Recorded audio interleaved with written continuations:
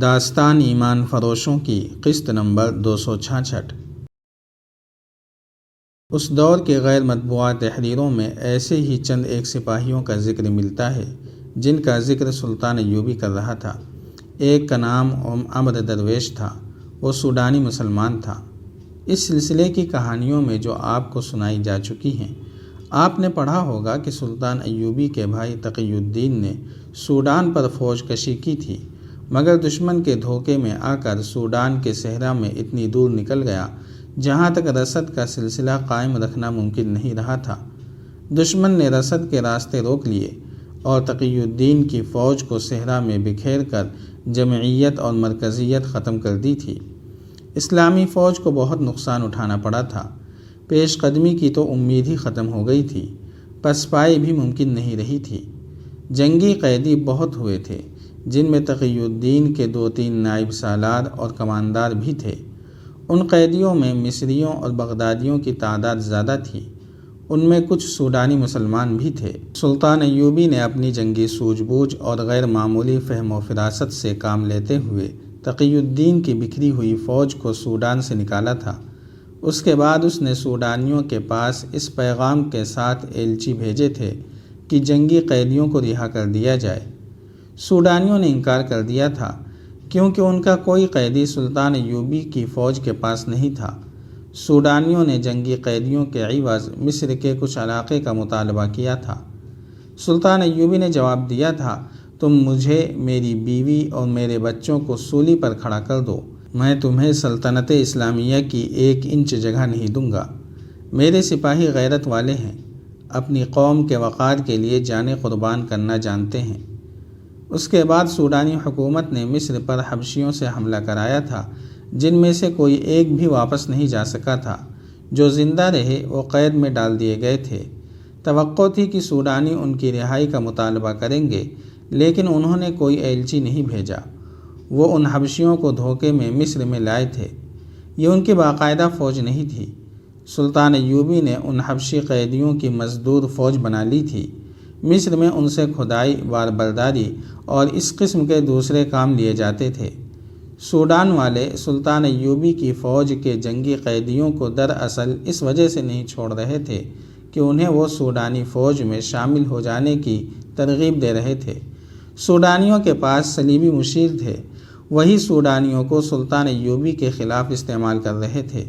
یہ منصوبہ انہی کا تھا کہ مصری فوج کے قیدیوں کو بہلا پھسلا کر سوڈانی فوج میں شامل کر لیا جائے۔ تاریخ اور اس دور کی تحریریں یہ بتانے سے قاصر ہیں کہ انہوں نے کتنے مسلمان سپاہیوں کو اپنی فوج میں شامل کر لیا تھا۔ البتہ یہ شہادت مل گئی تھی کہ سوڈانیوں کا پیار اور محبت کا اور اچھے سلوک کا حربہ جس پر بھی ناکام ثابت ہوا، اسے انہوں نے بے رحمی سے اذیتیں دیں اور تڑپا تڑپا کر مارا۔ ان قیدیوں میں اسحاق نام کا ایک عہدیدار تھا جو سلطان ایوبی کی فوج کے کسی دستے کا کمانڈر تھا۔ وہ سوڈان کا رہنے والا تھا اور نوجوانی میں مصری فوج میں شامل ہوا تھا۔ سوڈان کے ایک پہاڑی علاقے میں وہاں کے مسلمان آباد تھے جن کی تعداد 4-5 ہزار کے درمیان تھی۔ ان کے مختلف قبیلے تھے، لیکن اسلام نے ان میں اتحاد پیدا کر رکھا تھا۔ تمام قبیلوں کے سرداروں نے ایک کمیٹی سی بنا رکھی تھی۔ تمام قبیلے اس کے احکام اور فیصلوں کی پابندی کرتے تھے۔ ان لوگوں نے روایت بنا رکھی تھی کہ مصری فوج میں بھرتی ہو جاتے تھے، سوڈانی فوج میں شمولیت سے گریز کرتے تھے۔ وہ جنگجو بھی تھے اور خونخوار بھی، تیر اندازی کے ماہر تھے۔ سوڈانی فوج اور حکومت نے انہیں بہت لالچ دیے تھے، انہیں جنگ کے ذریعے ختم کرنے کی دھمکی بھی دی تھی، لیکن ان مسلمان قبائل کو پہاڑیوں کا فائدہ حاصل تھا۔ 2 بار ان پر سوڈانی فوج نے حملہ کیا، لیکن مسلمان تیر اندازوں نے چٹانوں کی چوٹیوں سے وہ تیر برسائے کہ سوڈانیوں کے گھوڑے تیر کھا کر اپنے پیادہ سپاہیوں کو کچلتے بھاگ گئے۔ تقی الدین کی جنگی لغزش سے سوڈان والوں کے ہاتھوں جہاں مصر کی بہت سی فوج قیدی ہو گئی تھی، وہاں ایک کماندار اسحاق بھی تھا۔ اپنے قبیلوں پر اس کا بہت اثر و رسوخ تھا۔ جنگی قید میں سوڈانیوں نے اسے کہا کہ اگر وہ اپنے مسلمان قبیلوں کو سوڈان کی فوج میں شامل ہونے پر راضی کر لے تو اسے نہ صرف رہا کر دیا جائے گا بلکہ جس پہاڑی علاقے میں مسلمان آباد ہیں اس تمام علاقے کی الگ ریاست بنا کر اس کا امیر یا سلطان بنا دیا جائے گا۔ میں اس ریاست کا پہلے ہی سلطان ہوں، اسحاق نے جواب دیا۔ یہ ہماری آزاد ریاست ہے۔ وہ سوڈان کا علاقہ ہے، اسے کہا گیا۔ ہم کسی بھی روز وہاں کے لوگوں کو قید کر لیں گے یا تباہ کر دیں گے۔ تم پہلے اس علاقے پر قبضہ کرو، اسحاق نے کہا۔ وہاں کے مسلمانوں کو تہہ تیغ کرو، تم انہیں اپنی فوج میں شامل نہیں کر سکو گے۔ اس علاقے میں اپنا جھنڈا لے جا کر دکھا دو، پھر میں انہیں تمہاری فوج میں شامل ہونے پر راضی کر لوں گا۔ اسحاق کو قید خانے میں رکھنے کے بجائے ایک خوشنما کمرے میں رکھا گیا جو کسی شہزادے کا محل معلوم ہوتا تھا۔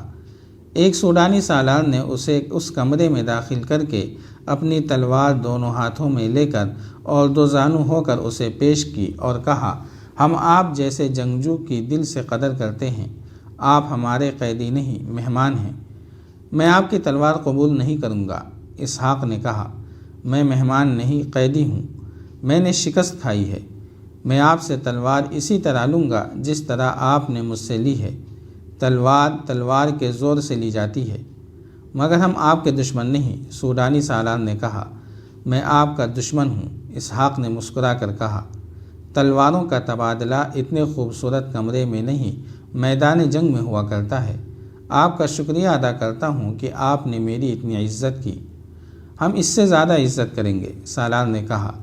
آپ کی مسند خرطوم کے تخت کے ساتھ رکھی جائے گی اور روز محشر میری مسند دوزخ کے تہ خانے میں رکھی جائے گی، اسحاق نے کہا، کیونکہ میں نے دنیا میں مسند تخت کے ساتھ رکھی تھی۔ میں دنیا کی بات کر رہا ہوں، مگر مسلمان آخرت کی بات کیا کرتا ہے جب ہم سب اپنے اعمال نامے خدا کے حضور پیش کریں گے۔ اسحاق نے کہا، مجھے یہ بتا دیں کہ آپ کے بعد کون آئے گا اور کیا تحفہ لائے گا؟ سوڈانی سالار نے مسکرا کر کہا، اب کوئی بھی آئے مجھے کیا، میں سپاہی ہوں، آپ بھی سپاہی ہیں۔ میں نے آپ کی سپاہیانہ شان کو خراج عقیدت پیش کی تھی، آپ نے میرا دل توڑ دیا۔ آپ نے میری سپاہیانہ شان دیکھی ہی کب ہے؟ اسحاق نے کہا، مجھے تو لڑنے کا موقع ملا ہی نہیں۔ میرا دستہ صحرا کے ایک ایسے حصے میں جا پھنسا جہاں پانی کی بوند نظر نہیں آتی تھی۔ 3-4 دنوں میں صحرا نے میرے پیادوں، سواروں اور گھوڑوں کو ہڈیوں میں بدل دیا۔ سپاہی اور سوار زبانیں باہر نکالے پانی ڈھونڈنے لگے۔ آپ کے ایک دستے نے حملہ کر دیا اور ہم پکڑے گئے۔ ہمیں صحرا نے شکست دی ہے۔ آپ نے میری تلوار کے جوہر کہاں دیکھے ہیں کہ مجھے خراج عقیدت پیش کر رہے ہیں؟ مجھے بتایا گیا ہے کہ آپ بہادر ہیں، سالار نے کہا۔ سنی سنائی پر یقین نہ کریں، اسحاق نے کہا۔ کل صبح ایک تلوار مجھے دیں، ایک آپ لیں اور میرے مقابلے میں آئیں۔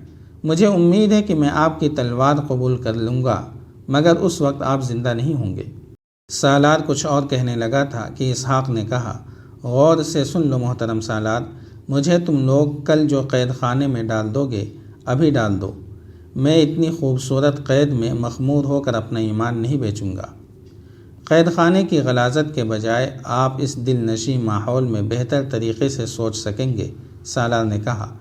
میں امید رکھوں گا کہ آپ کے سامنے جو شرط پیش کی گئی ہے اس پر آپ غور کریں گے۔ مجھے ایک سپاہی بھائی سمجھ کر میرا یہ مشورہ قبول کر لیں یا اپنا مستقبل تاریک نہ کریں۔ خدا نے آپ کی قسمت میں بادشاہی لکھ دی ہے، اس پر لکیر نہ پھیریں۔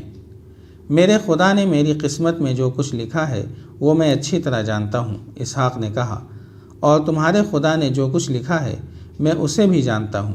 تم جاؤ، مجھے سوچنے دو۔ سالار چلا گیا تو کھانا آ گیا۔ کھانا لانے والی 3 لڑکیاں تھیں، جوان اور بہت ہی خوبصورت۔ وہ نیم عوریاں بھی تھیں۔ کھانے کی اقسام ایسی جو اس نے کبھی خواب میں بھی نہیں دیکھی تھی۔ کھانے کے ساتھ خوشنما سراہیوں میں شراب بھی تھی۔ اسحاق نے ضرورت کے مطابق کھایا اور پانی پی لیا۔ دسترخوان سمیٹ لیا گیا اور ایک لڑکی اس کے پاس آ گئی۔ اسحاق اسے دیکھتا رہا اور اس کی ہنسی نکل گئی جس میں طنز تھی۔ کیا آپ نے مجھے پسند نہیں کیا؟ لڑکی نے پوچھا۔ میں نے تم جیسی بدصورت لڑکی پہلی بار دیکھی ہے، اسحاق نے کہا۔ لڑکی کے چہرے کا رنگ بدل گیا۔ وہ تو بہت ہی خوبصورت لڑکی تھی۔ اسحاق نے اس کی حیرت بھانپتے ہوئے کہا، حسن حیا میں ہوتا ہے، عورت عریاں ہو جائے تو اس کی کشش ختم ہو جاتی ہے۔ عریانی نے تمہارا طلسم توڑ دیا ہے، میں اب تمہارے قبضے میں نہیں آ سکوں گا۔ کیا آپ نے مجھے دیکھ کر بھی میری ضرورت محسوس نہیں کی؟ لڑکی نے پوچھا۔ میرے جسم کو تمہاری کوئی ضرورت نہیں، اسحاق نے کہا۔ میری روح کی ایک ضرورت ہے جو تم پوری نہیں کر سکو گی، تم جاؤ۔ لیکن میرے لیے حکم ہے کہ آپ کے پاس رہوں، لڑکی نے کہا۔ جاری ہے، اگر آپ کو یہ قسطوار سلسلہ پسند آ رہا ہے تو لائک، شیئر اور کمنٹ کے ذریعے ہماری حوصلہ افزائی کریں۔ جزاک اللہ خیرا۔